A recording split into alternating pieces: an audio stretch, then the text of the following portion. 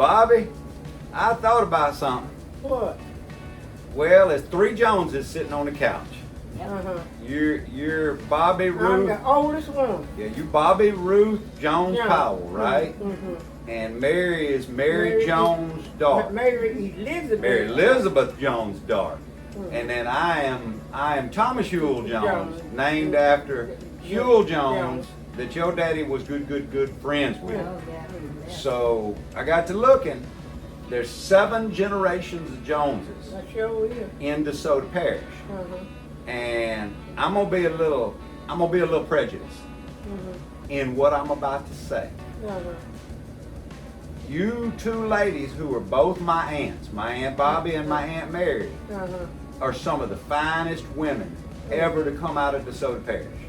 And I am proud that I'm kin to you and Mary, and I know she is proud we are kin to you. Now, Bobby, we when it comes to your daddy didn't just work for Grandpa Huell. He didn't just work at the farm or an employee. Him and Grandpa Huell were friends, and he was family. He was the farm. You told me he managed back in the day, before World War II, when they had all the produce, that he managed between 100 and 120 other people working at the farm. But Bobby, we wouldn't have had a farm or made a living if it hadn't been for Abe Jones and your family, which is our family and always has been. And we are so proud of that. We love you, and we're so proud that we know you. Yeah, I'm about the only one now on the roster. Well, All the others gone. You got another 11 years and you'll make 100. Well, I hope I do. Oh, I bet you will. But I'll be so I can't get about then.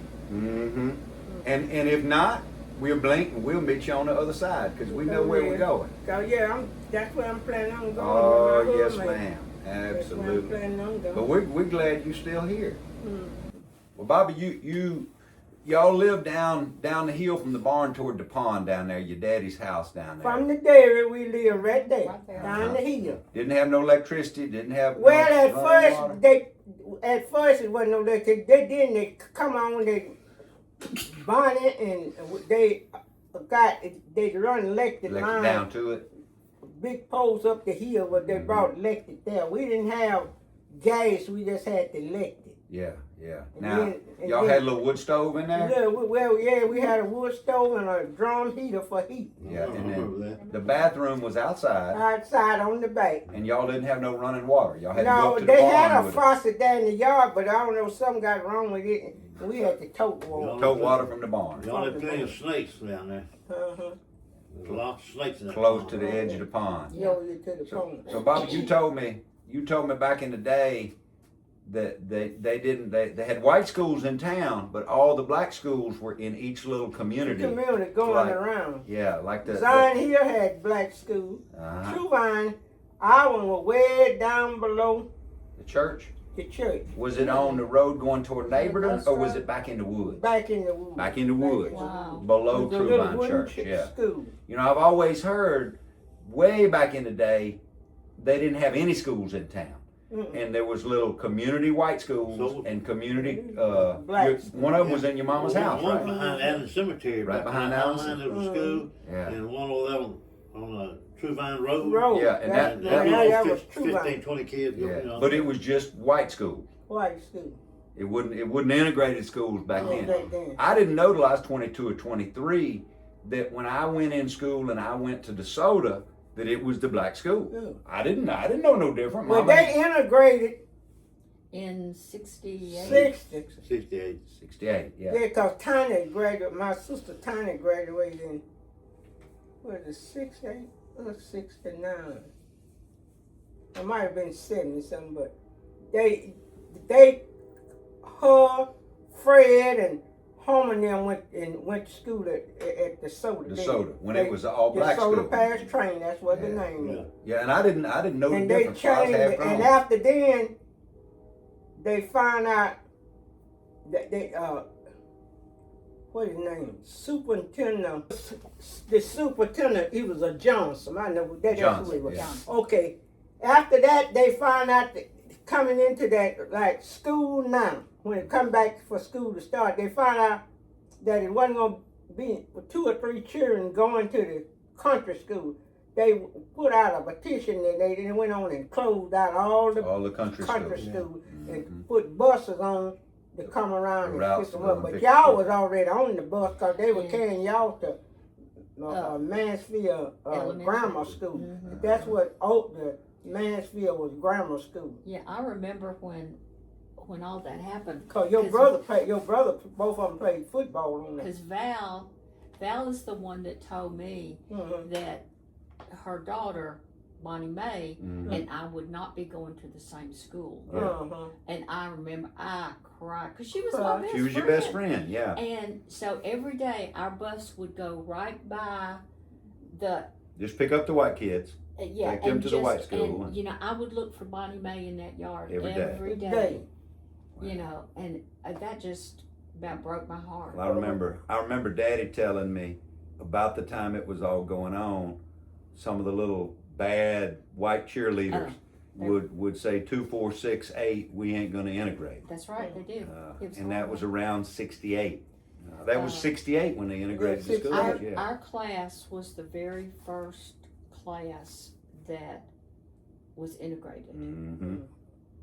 And Cause they, Arthur Carter's daughter was the first black went to the white school. and Cause I, he get up I in still church and know the He people dead, but she in bed. were She so didn't nag her cruel till to she them. lived down there. Mhm. They call her Helen So cruel. Carter, but she It was married horrible. Helen Mhm. Calhoun. She married a lawyer. She was the first black The first. that was integrated to grammar school. You know, right there where they, Mhm. where the where saying them big building at now. And you know she had to be scared to death. Oh God, yeah. Scared Well, to it death. just She's the only threatened little every black day. girl went there. Threatened every day. Cause So they we're took gonna- her from, they lived it on Gibb Street down there. When they took her from there, she started school. They put her over there. I got a list of schools that Raymond Powell gave me. Mm-hmm. Of all the little private schools, about 30 or 40 parish wide, and kind of where they was at. Mm-hmm. They Across had- from my house was they had Masada. Mm-hmm. Cause see, Yeah. they did not lie. Mansfield High and DeSoto, they didn't lie them to play ball together because Oh, they no. was black and they That's was white. right. That's Okay, right. but they had to come in. They had the only way Mansfield High could win their game. They had to That's take right.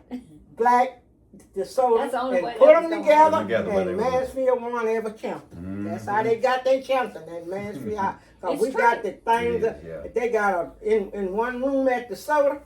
Ain't nothing but black champions up in that room back there, cause they got them from years and years. That Mhm. the black folks who was one winning them football Of games. course it was. They the one win. Cause I know they had Mansfield High in DeSoto. Okay, Mansfield High was gonna go to play Baton Rouge, and they figured out Mansfield was gonna lose that game. Oh yeah. You know what they did? They took DeSoto boys, Mansfield High boys, and mixed them. Really? Yeah, they kept them black boys down there, and who? Mansfield High come out with DeSoto, black DeSoto, and Mansfield High come back with the champion that Friday night. Cause you know why? They had mixed Mansfield High and DeSoto black boys together, and that's how they got them champions up out there like they did. Bobby, I bet that helped open a lot of eyes. That's opened a lot of eyes. They said, well, we gon' that's how the school got integrated. It is. Yeah. That's how It's they sad. got It's integrated. sad that that's It's how it sad. got They had to get the integrated. black in there to help get it out. Yeah. And every game DeSoto played, they didn't lose them. They win them. They didn't lose no game. All them boys, it's about 30 or 40 boys dead and gone. But when they would put them out on Friday night, They got it. they got it. And they brought Baton Rouge to play DeSoto, and it was freezing that night. And one boy on that team, he was Willie Houston, and John Ellis Thomas, and Joe Lewis. Them boys was in the bed with the flu. They went and got them boys out of bed and covered them boys up and brought them out there. And they had to get polices and everything To calm everybody down. to get Baton Rouge back on the road to go home. Because Baton Rouge was going to want to kill these up here, but they couldn't kill them because they hadn't won the championship. And they got it up in the school out there. Yeah. It's up in the school. I had to go see. They got champion of the 1958. That's when I 1958. graduated. That's when they got it up. Is Like that that. right? 58. That's 58. They got it up there. The teachers and basketball and all. They won all the basketballs and everything. Mm-hmm. One time,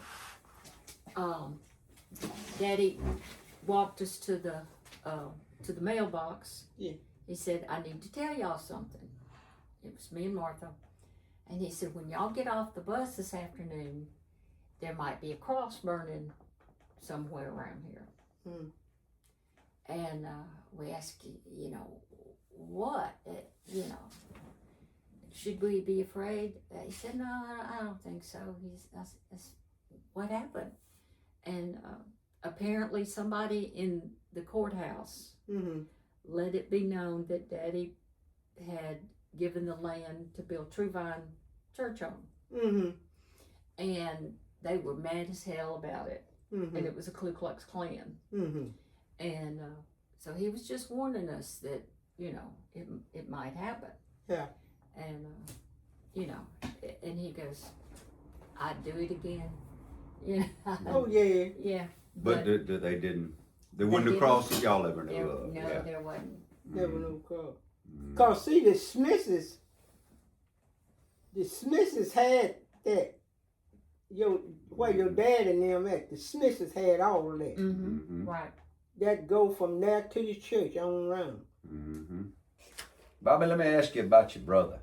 And before you tell me, when I was, and me and you talked about this, but you told me something the other day I want you to tell Mary.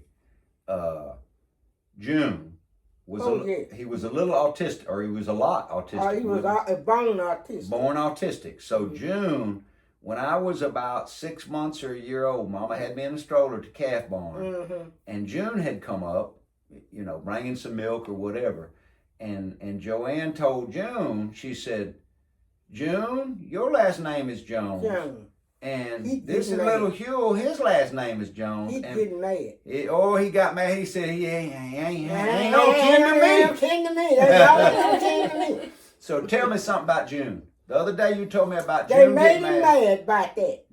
That was some of the biggest of the making mad. Uh-huh. Okay. You remember the big truck was coming to bring Bring the the milk that day. The truck was stretched across that way, ready to hook up the pump out. They made him mad.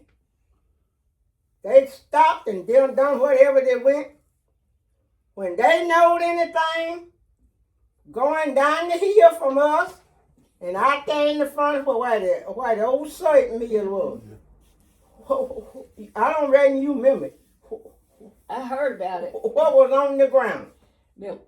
Milk. He had went there and popped that big lid on that tank, and they made him mad. He wasted every bit of that milk. Really? So they had come to that. Well, see, when they had done picked up other people's milk, The whole truck full of a milk. whole Yeah. truck full of milk. He lost all that.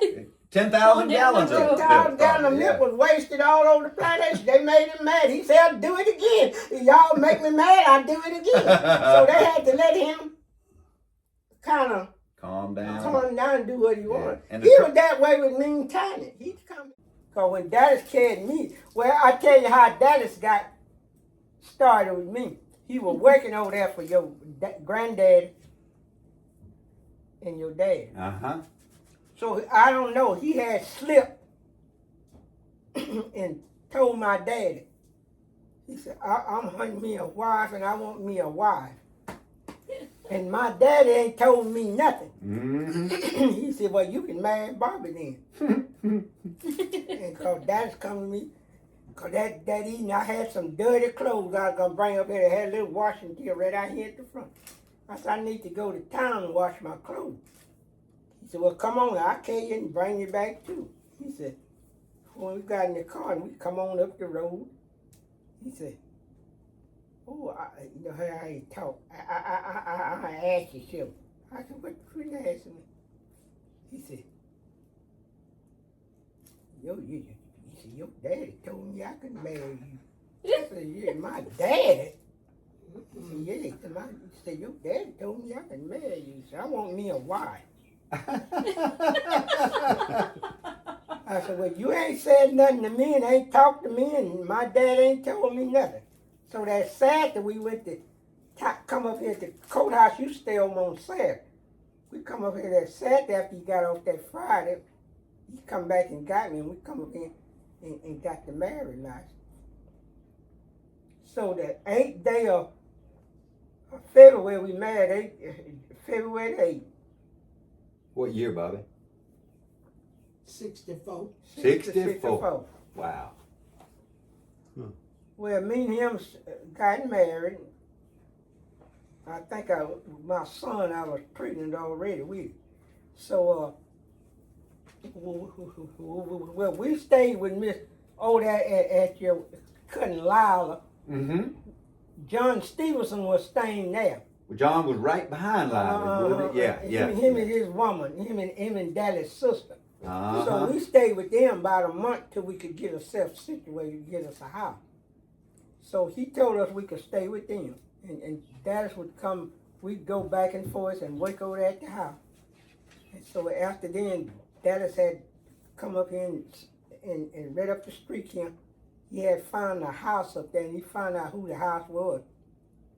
And the man was kin to him on his mama's side or something. But the man told him, he said, y'all can rent the house.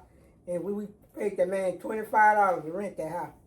And the man had the gas and the lights and the water on. So the man said, I tell y'all what y'all can do. I'm going to help y'all till you can get yourself kind of, well, you can handle it. He said, oh, y'all don't try to pay the light and the gas and water bill because y'all don't be home through the day you work. He said, only thing you just do, just pay me the rent. And we paid him up for rent for about 2 months, and then we finally got somewhere else and moved there, and then we moved on down here on Bonner Street. You ever think about it? Turnip greens, hot water cornbread? Nothing's That's better than plenty. hot water. Yeah, we had You don't like it? Oh, I love them. Oh, I do She said nothing's better than hot Nothing's water. better. hot water That cornbread. We sale had of butter and hot water we had that cornbread. the other day, didn't I we, love Saint? it. Man, that's What good day stuff. that was? Thursday, Friday. Where the boy cooking? She was one. She do all them different kind of meat in that them green, make it season Oh, yeah. real I good. like that. She put plenty of meat in her green. Me and Robbo gonna have to go somewhere within about 30 seconds after we drive off from y'all street to eat because we both starving.